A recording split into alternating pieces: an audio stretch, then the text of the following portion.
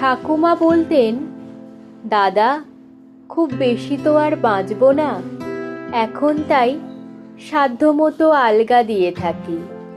যে অল্প সময় আছে বাকি, দেখতে দেখতে কেটে যাবে। তোমরা থাকো ভালো, আমি দেখি কি করে আমার আঁচলের গিঁটগুলোকে ধীরে সুস্থে খুলে ফেলা যায়।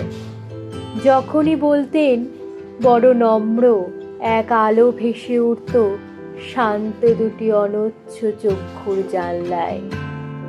দিদি তো তক্ষুনি রেগে টং, বলতো, তুমি যাবে কোথা, দিচ্ছে বাকে যেতে? আমরা চাইছি গল্প শুনতে, আমরা চাইছি খেতে। নাড়ু, বড়ি, আম, কাসুন্দি খেয়ে দিব্যি আছি।